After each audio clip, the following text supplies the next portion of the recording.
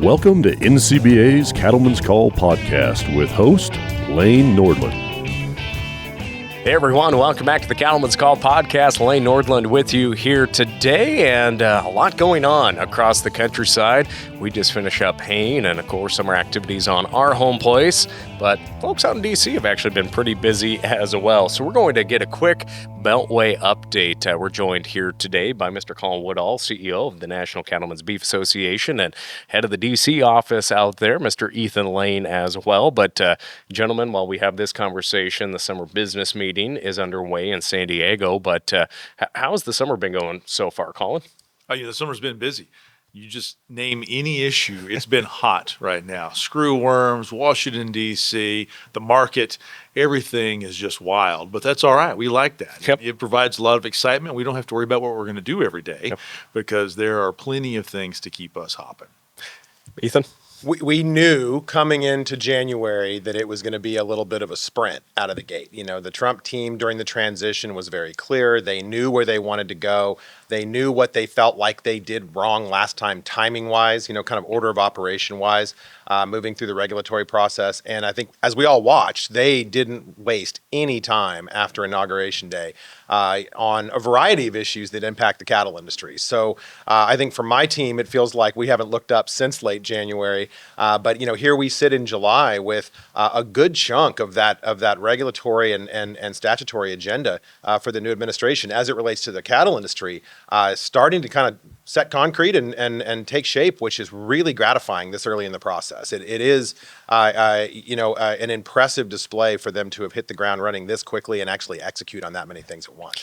Now, you mentioned the Trump administration. We're well past the 100-day mark, which, of course, people use as a barometer to really keep track of are they following through with their campaign pledges.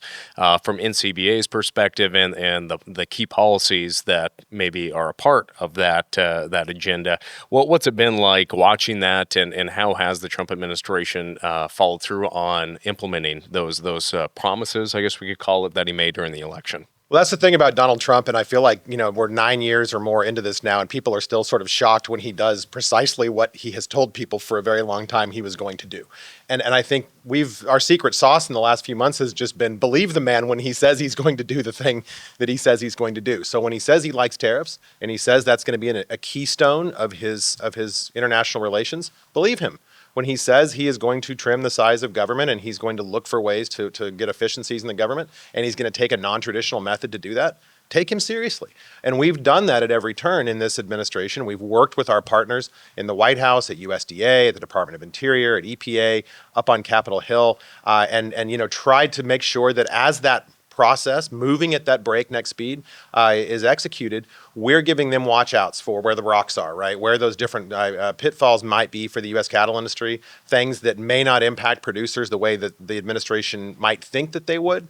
And that's been a really successful strategy for us in helping to make sure they've got the right information to navigate those choppy waters and get done what they want to get done. And here we sit midway through the first year of this administration, feeling pretty good about how that's working. And Ethan really nailed it. There are no surprises here. There haven't been any surprises. Everything that we have seen is something that he made very clear it was going to be a part of his administration. And as we saw in his first term, he has a list and he is working down that list and ticking them off pretty fast. But even more than that, and what he's doing is the team that he has assembled. He assembled a tremendous group of officials, both in the White House and the federal departments, who are doing amazing work for us as producers. And I think the one that leads the list is Secretary Rollins, the Secretary of Agriculture. With 21 years in this association, the number of secretaries that I have worked with, none of them rise to the level of Brooke Rollins, because she is not only a cheerleader for American producers and American agriculture, but she's not making the decisions sitting on Constitution Avenue, Independence Avenue. She is making the decisions based upon the conversations she's having with producers in the countryside, seeing firsthand what they're dealing with. And I think that's given her a true advantage in her role and the decisions that she's making.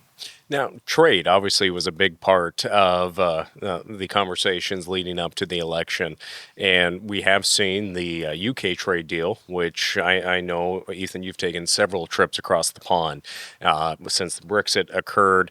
And I actually had people that I'm friends with reach out to me saying, "Is this just political? Are they just making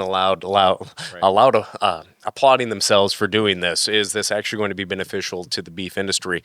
Let's talk about UK trade and maybe some of those other key trade opportunities too, because a lot of folks were pretty scared there at first when the tariffs were starting to be announced. But where are we at here during this conversation? Sure. A few kind of key points there. I was there in the Rose Garden for the president's announcement about the reciprocal tariffs. And there are a few remarkable things about the way this president has gone through this. And, you have to take note first of the NCBA policy book. This is not an organization that likes tariffs. Nobody who exports or imports products likes tariffs. But this is the first president, in my memory, certainly, that has made note in a significant way of non-tariff barriers. We talk about non-tariff barriers endlessly, right? Because they're the thing that probably impacts us as far as our exports far more than just the numbers on a page. We have a 22% tariff going into Japan. We still sell a couple $1 billion worth of beef there a year. It's the non-tariff barriers into those other markets that are really a challenge in a lot of cases. And the fact that this administration took those on, used this tariff tool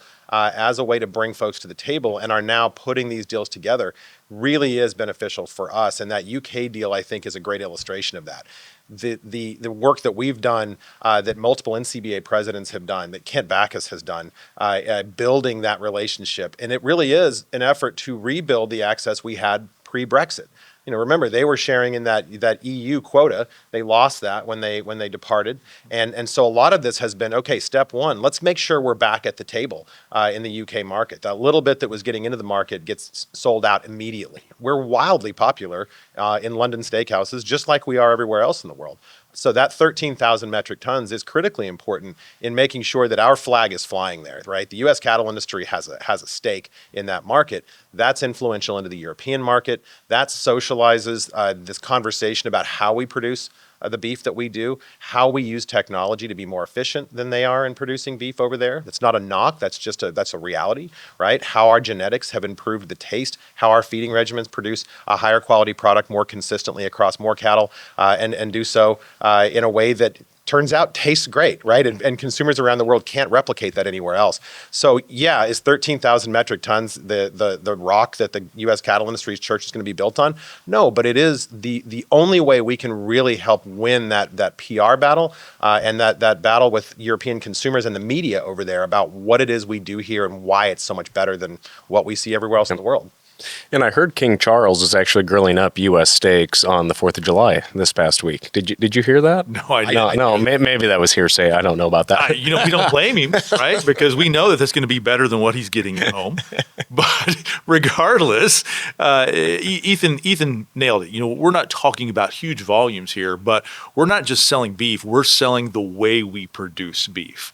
And that is something we have struggled with in the European theater for years, both at the EU, but now in a post-Brexit world, we know that we can go to the UK, and we have multiple times, to explain them the production technologies we use here in the United States that are science-based, they are proven, and we know that they are safe, and making sure that they are comfortable with it, because we are not going to send them any product that we're not feeding our own families here in the United States. So to continue to push on that is a key part of this discussion in using the president's approach on tariffs to get a lot of this achieved that have been, over past administrations, hard to really bring up in terms of importance. And another great example of where the tariff approach is at least getting people's attention is with Australia. For over 20 years, we've had a free trade agreement with the Australians. In that time frame, they have sent us almost $30 billion worth of their beef, and we haven't been able to sell a single dollar worth of fresh U.S. beef in that market. So to be able to use the president's approach to get their attention has also been key in taking full advantage of his strategy. Yeah, speaking of Australia, I had the opportunity to attend the World Angus Forum at the end of April, first part of May, and watching the Australian media down there, everything was all about what the United States is up to and tariffs. That was the key thing. And every producer that we met asked, is it really like Yellowstone Arizona and Montana, and what do you think of Donald Trump? Those are the two things that ranchers would ask us over there. It was just very interesting to watch their media, though, that they were almost more focused on Donald Trump than U.S. media. But while we were there, it was so interesting. We were speaking with one of the leaders in the Australian cattle industry that follows international trade very closely, and he told all the attendees that the Australian media continues to blow this out of proportion, that 10% tariff is nothing compared to the 20% tariff that they have from China on their beef. And if the Australian dollar came up 6 cents, it would wash away the impact of the tariff. So it just goes to show that obviously media and the fear of tariffs truly was getting blown out of proportion. The tariffs are a reality, right, of all of these trade relationships. There's very few just zero tariff, free trade, back and forth relationships. I'm a small government, free trade conservative just at my core, right? And so I'd love that. And I think a lot of people that see the world the same way as I do as well. When you are from a country that produces a superior product, you want that free access, right? That's a good relationship for you. But, I think the president's sort of long-standing view that tariffs are an important tool. I mean, the man renamed Denali back to Mount McKinley, literally because that is a president who used tariffs during his administration. I think shows his commitment to using that tool to try to get those things put in balance. But it isn't just, tariff rate in, tariff rate out on those products. You have these huge differences in what's going back and forth.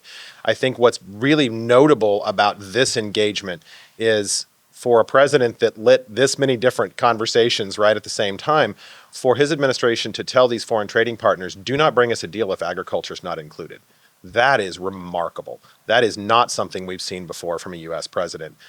When you work on international trade, one of the first things you learn is ag is the last tab open in those trade deals, and beef is the last tab in ag open in those trade deals. So for the president in this tumultuous environment, for the president and his team to say, we're not talking about this if you don't take care of U.S. producers, is a huge, huge win for the cattle industry. It's a huge win for U.S. agriculture, and I think we're going to look back on this era and talk about sort of some substantial gains in access in different areas that came from the fact that we're going through this period of uncertainty right now as these deals are negotiated.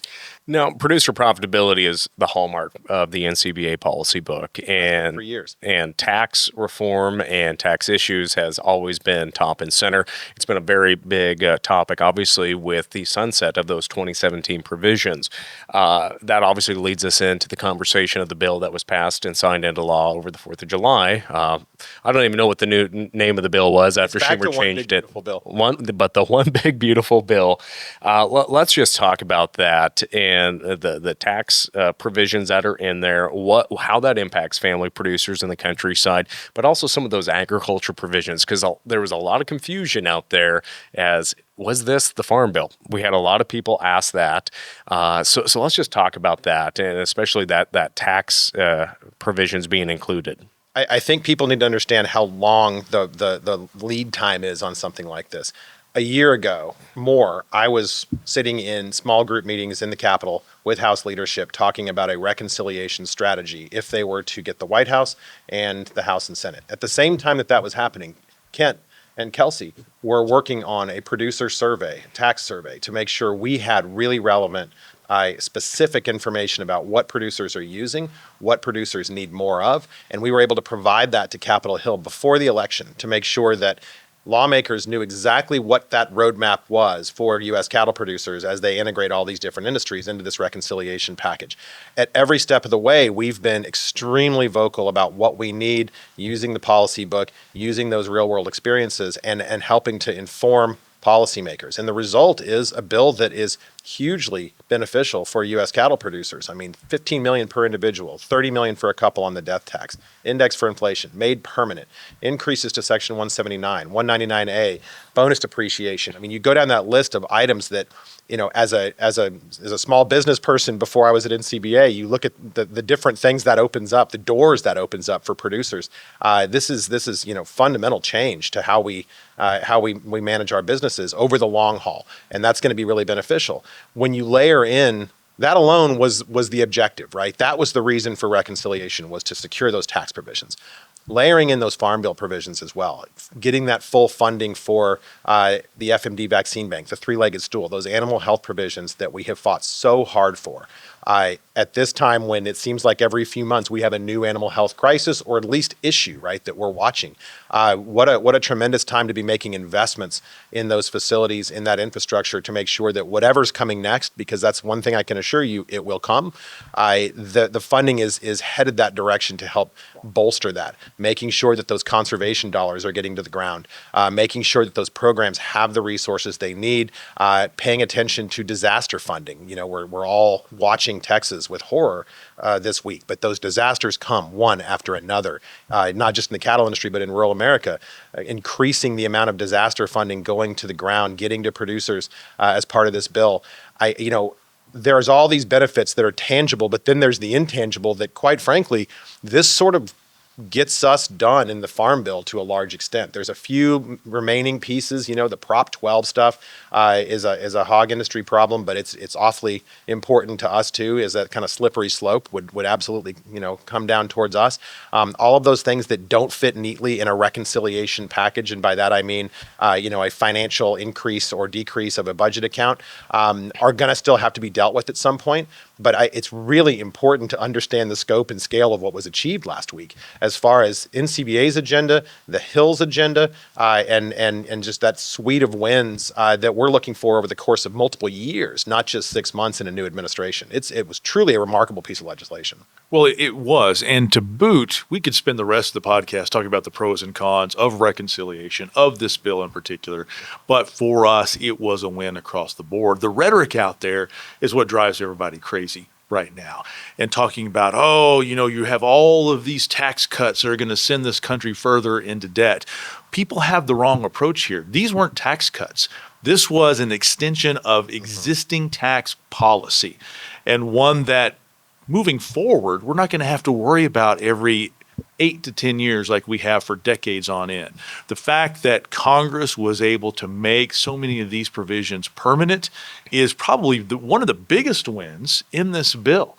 That permanency allows us to then be able to start on day one working on new ideas when it comes to tax relief for cattle producers, rather than having to immediately start working on our effort to try to renew death tax provisions in another decade or so. So while there are a ton of wins, all good for cattle producers, the permanency of a lot of these tax provisions, I think, is probably one of the biggest things to come out of this bill. Now, the Farm Bill, obviously that it was, we saw some extensions or some funding put in place there, but was it two springs ago when the chairman of the House Ag Committee, G.T. Thompson, was at NCBA's D.C. office and told producers that were participating in the fly-in that occurred that he would have that vote by, was it Labor Day or Memorial Day, one of those two. And obviously, we still don't have a Farm Bill. The Senate hasn't taken that up.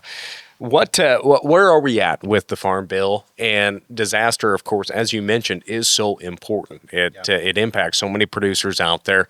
How long are those provisions in the reconciliation bill going to be in place, and how can they complement maybe updating a Farm Bill language? So it's important to understand that those provisions are a good chunk of the Farm Bill. They are Farm Bill in duration, in length, right? They're Farm Bill duration in scope. They deal with reference price issues, things outside the cattle industry, right, that are major drivers of the ag component of the Farm Bill. And you always have to qualify that, right, because you've got the 20% that's ag, maybe 15%, and then obviously we all talk about the 85% that's nutrition. Dealing with some of those issues, dealing with the state cost share of SNAP, how the states are going to implement that. A big chunk of what we think of as the Farm Bill truly has been addressed here. I personally, and the Hill hasn't said this, certainly in my conversations with the chairman over the last few weeks, he has not outright said this, but I do think that we're now going to have to kind of catch our breath and figure out, okay, what's left? What does it look like to get that put together?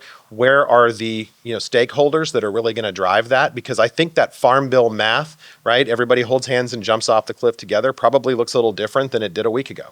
And so I think it's probably premature until the chairman, both of them, Chairman Bozeman and Thompson both, have a chance to compare notes and say, okay, what does a bill look like to clean up what's left of the Farm Bill, and what's the avenue to do that? Speaker Mike Johnson has navigated rockier waters than I thought was possible. And, the one thing we know is still true is he has those tight margins, and he has a conference that doesn't like voting for big pieces of legislation. They'll do it, right? We saw that last week, but it is pulling teeth with a lot of them. So I think there's going to need to be some sort of taking stock of what's left here, what really can get across the finish line and what that needs to look like. Is it stuff that can be addressed in a continuing resolution later in the year? Is it stuff that's going to need a standalone bill? There are a lot of people talking about a second reconciliation bill still. I tend to be a pessimist when it comes to that kind of stuff. It's not that I don't have a tremendous amount of respect for the people making that suggestion. I certainly do. That's a tough act. So I think we're going to have to kind of let everybody catch their breath a little. I'd be surprised if we saw anything really substantive about that until after August recess. Yep. Back to your earlier point about Chairman Thompson and the commitment he made to us back in 2023, it's important to remember he followed through on that. And he got a bill out of committee before Memorial Day that year. He has just really taken on what is a Herculean task to get this thing done. He has looked at every option out there. Nobody can argue with his commitment to farmers and ranchers and to agriculture and his role as chairman of the House Ag Committee. And I think it's that tenacity, his push to get it done is one of the key reasons why the big, beautiful bill actually was successful and passed and signed by the president. Now, sticking on that disaster front too, wildfire is always top of mind, especially this time of the year, but also flooding.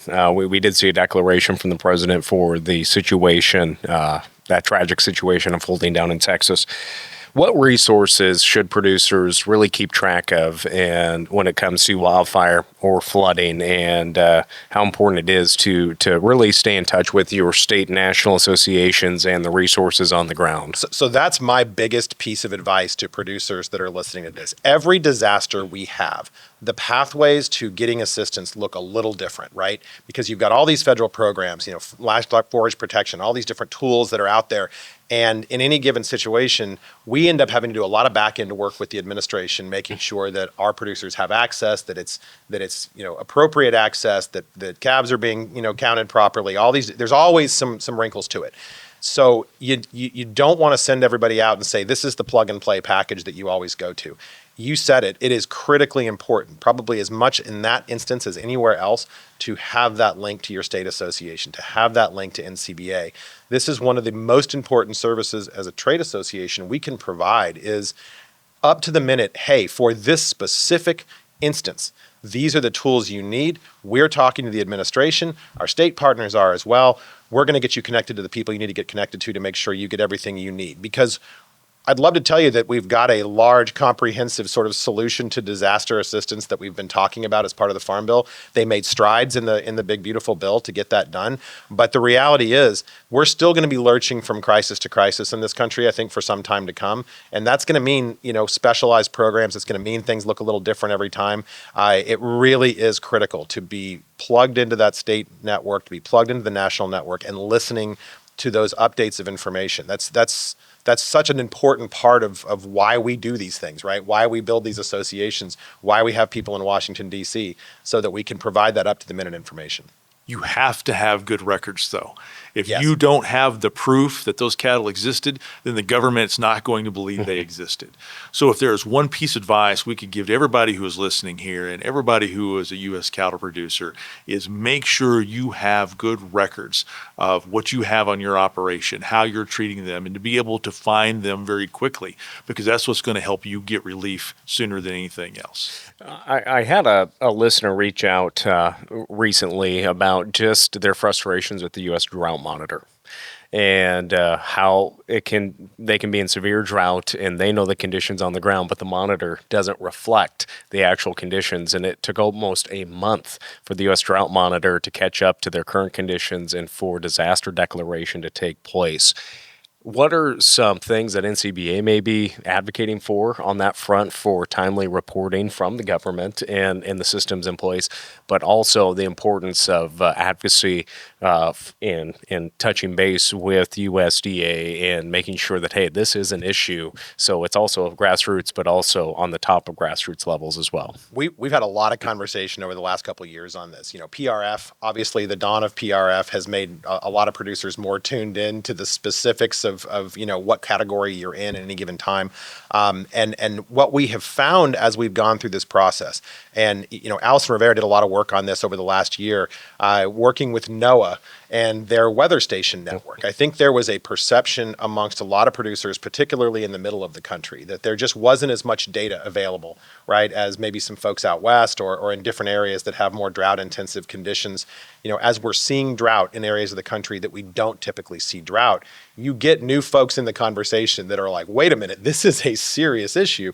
What we found from looking at those maps, what we found from looking at that data is, boy, when you get sort of Mississippi River east, you can't, it's hard to see the ground between all of the weather monitors, right? You have a much more robust set of drought monitors, of equipment, of stations, in the east and the west. I can look at a map and see the distance between those drought monitors, and I can tell you exactly why they're off, right? In places where they're off, and you could too. And I think everyone, listening to this that's spent any time out west knows about that. I think the data quality piece and sort of refining how we categorize that data is going to become increasingly important as we get more of these drought conditions in different parts of the country, right? Minnesota's not used to having droughts, but we've had D3, D4 conversations in Minnesota for the last 18 months, 2 years.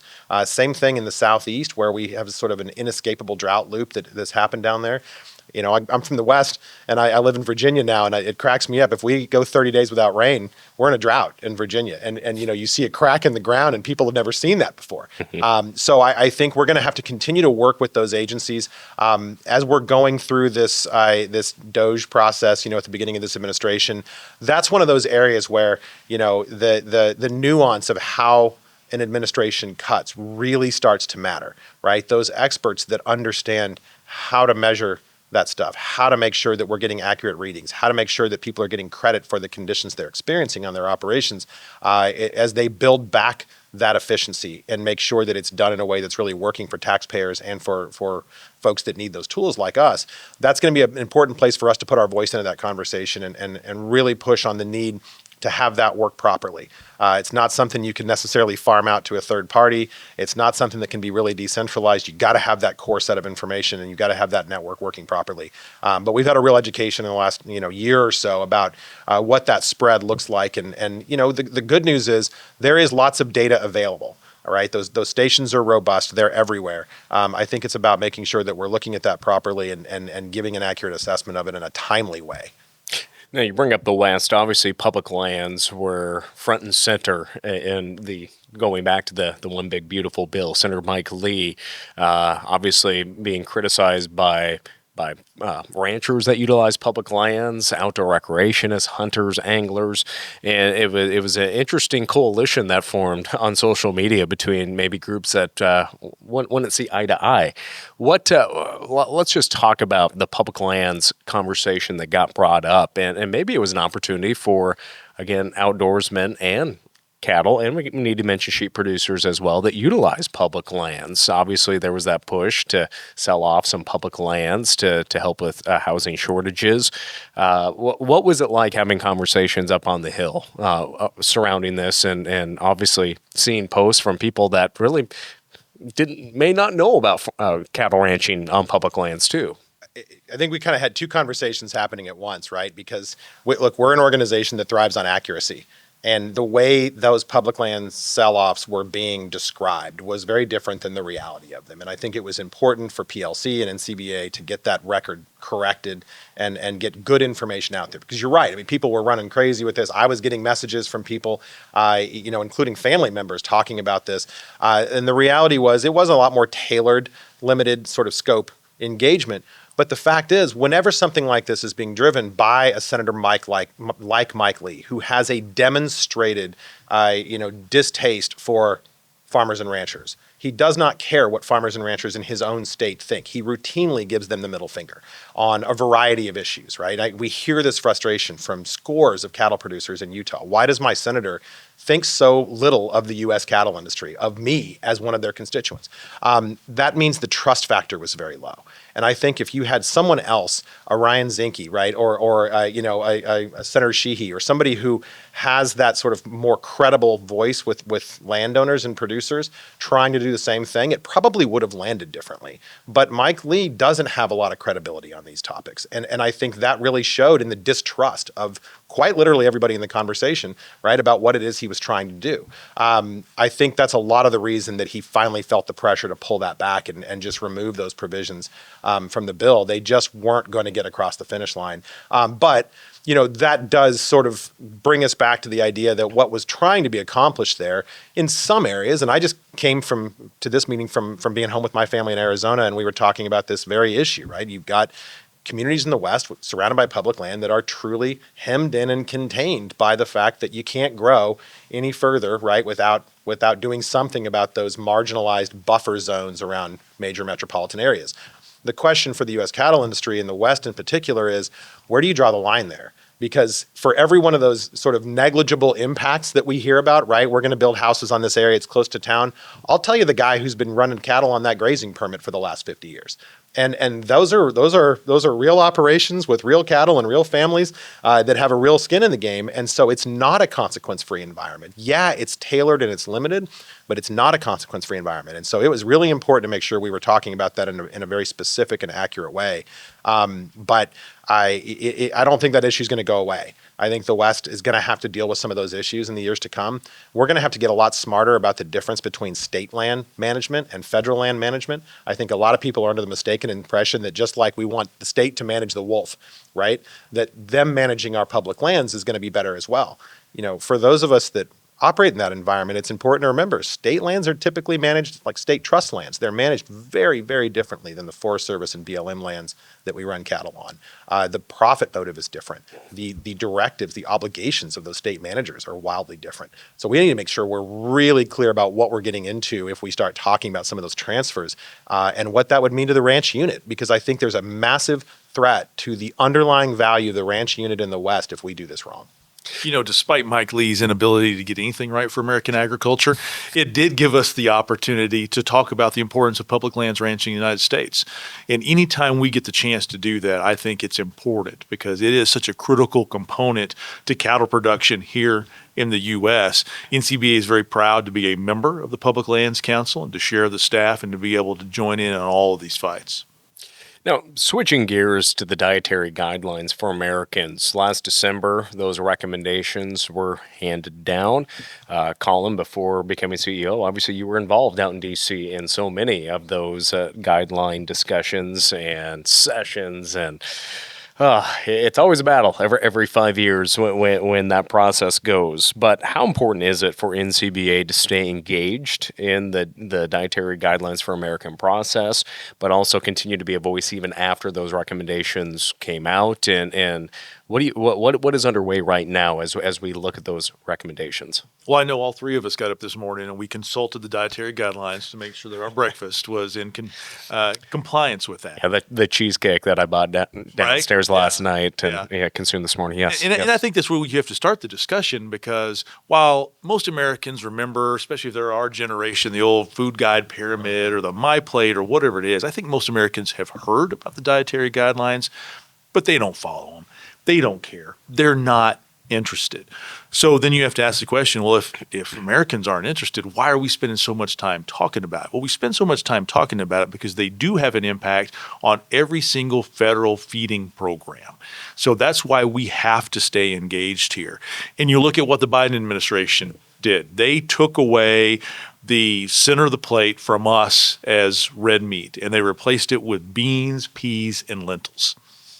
There's no science to support that. And one of the things that we have always prided ourselves in is, yes, it's a challenge every 5 years, but every 5 years we come with validated, peer-reviewed science that shows the role of red meat, beef in particular for us, and why we should stay in the middle of the plate. So as we were able to move into a new administration, knowing the dietary guidelines need to be completed by the end of this year, we're being able to play off of a lot of the pro-red meat, pro-beef rhetoric that we're seeing specifically from the Secretary of Health and Human Services, RFK Jr. Even before he took this position, he was talking about how he was frying his Thanksgiving turkey in beef tallow. And now it's hard to find beef tallow because everybody wants to fry in beef tallow. He's been out there in social media telling people to eat more beef. So we know that we have a friendly ear with Secretary Kennedy. We know we have a friendly ear with Secretary Rollins and all the great work that she has done. So we're pretty confident we're going to be able to return beef to the center of the plate and whatever the final dietary guidelines look like at the end of the year. And it's also about how the Make America Healthy Again approach ties into that, which so far has also been very pro-red meat and pro-beef. And when we look at this too, there is an enthusiasm out in the countryside. I know what we contracted our steer calves for, and it's a relief for, especially from the cow-calf sector, that we are seeing some profitability in a time of, well, we wish we had our cow herd that we had a few years ago on our place, but you both have been traveling here this summer as annual or mid-year meetings have been occurring for cattle groups. I know you were recently at the Colorado Cattlemen's Association and others, but what has been the top issue on producers' minds as you've talked to them at the conventions or after hours down at the hotel bar? What has that been like, and what truly is top of mind for those family producers out there? There's a lot of smiles on faces that we haven't always seen. And it's nice that our segment of the beef supply chain is having an opportunity to get made whole again and to heal up and really be able to take advantage of the current situation. Because as you said, Lane, if you have cattle, if you have grass, if you have moisture and water, you have the opportunity to make some money right now. So outside of just the smiles, a lot of things that we're hearing about are some of the other looming threats out there.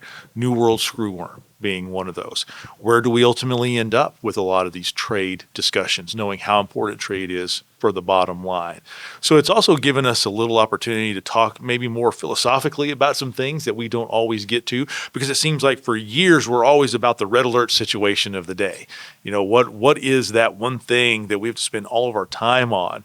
Marketing has been a big part of that over the years. So not having to worry about that, it's freeing up the opportunity to talk about the bigger role of us as cattle producers in sustainability, the bigger role of us in global beef production and in being able to feed the world and be able to share not only our great product, but the genetics that are associated with that.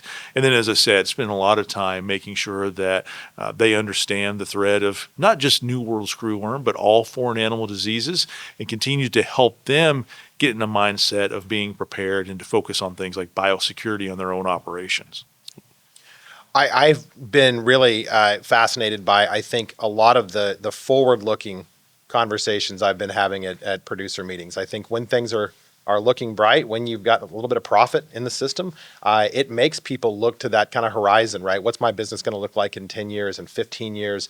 What are the new opportunities with some of these trade deals that are going to open market access in areas that we haven't contemplated before? Is that going to be an opportunity for a premium for me, right? That maybe wasn't available a year ago? What's going to be possible with the new product of the USA labeling guidelines, right? I mean, USDA has rulemakings in place right now that have the potential to finally put the MCOOL debate to bed, right? Here is a way to actually get producers paid on their product, selling into these programs that now have been built out as part of this rulemaking. I think a lot of producers around the country are doing the math on that and trying to figure out, as we rebuild this herd, as we lean into this good market, where's my place in that, right? I'm not going to do it the way my granddad did it. I know I want to do it differently. And I'm talking about younger producers, folks between our age and yours, looking for the next 30, 40 years in their family operation, right? I'm going to maybe buy the neighbor's place. I'm going to add some more cattle.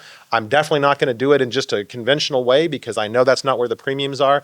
And a lot of that forward-looking conversation, which for me is really gratifying, right? Because that's what you want, is not how do I survive, but how do I thrive in the next 20, 30, 40 years? And I think a lot of producers are seeing opportunities to do that on the horizon. That's worth the trip on its own to these meetings to talk about that. because it gives us a lot of information to take back to Washington to share with lawmakers. Colin has mentioned it several times. We have a Secretary of Agriculture right now that takes copious notes. She listens when you talk to her. She asks follow-up questions. Her staff follows up on the follow-up questions. What an opportunity for us to really get some of this stuff right at USDA so that these producers have the ability to do that into the future. It's an exciting time in a lot of those areas. It's a busy time here at the summer meetings, and obviously the work, even when August recess kicks in here in just a little bit, I know the DC staff will continue to come in and work. They're not on recess. But what are some last comments? I'll give you both, give you the floor here to just share some last comments with our listeners and viewers here today. And again, it's an exciting time in the cattle industry, but it's also a scary time. Well, those interest rates are nothing to blink at either. But what are some last thoughts you just have for the cattle producers tuning in here today? I'm still awfully bullish on where this industry is at and where we are going. And that really is all determined by the consumer. Demand just continues to be through the roof, even at the price point that the consumer is paying for our product. They still can't get enough. And really, that's a testament to everybody who is a producer listening to Cattleman's Call right now, is the work that we have done to increase the quality of our cattle and the quality of our beef. We will continue to do so. It's only going to get better. You have a consumer who can have a white tablecloth eating experience at home today that they couldn't have had 5-10 years ago, but they're having it and they want more of it. That means that we are going to have a very bright future as producers. And here we are at the summer business meeting, as you had mentioned. This is where the true leaders of the U.S. cattle industry come in to make the decisions on where we're going, and take a lot of the feedback that we're hearing from the producers to ensure that NCBA has the policy we need to always be at the forefront of the issues we're dealing with, to maintain our position as being that definitive voice and the trusted leader of the U.S. cattle and beef industry every single day, whether it's in the work that we do with consumers, the work we do in Washington, D.C., the work we do in producer education. All of that has an impact on our success and our future. None of what we've done over the last 6 months is possible without this network of state affiliates, without this network of producers that reaches coast to coast. True grassroots engagement from every different segment of the cattle industry from all across the country. The only way we've been relevant in this conversation in Washington is because we have that engagement, because when we ask for it, when we highlight things, we have producer videos, we have young producers in fields across the country communicating those messages to Washington in by the dozens, by the hundreds, and it's such an impactful part of this. We are in an industry that is just absolutely rife on any given day with snake oil salesmen, right? With people trying to con cattle producers, with people that are trying to mislead them into supporting different agendas. I will never claim that it's clean to have a grassroots process across 44 states, right? We're going to do that this week like we do a couple times a year. But there is literally no substitute on planet Earth for the ability to truly get those voices from producers and boards of directors and state and county cattlemen's associations across the country and communicate those wishes to Washington. There just isn't a better way to do it. And the result is tangible. You can see it in what we've been talking about for the last hour.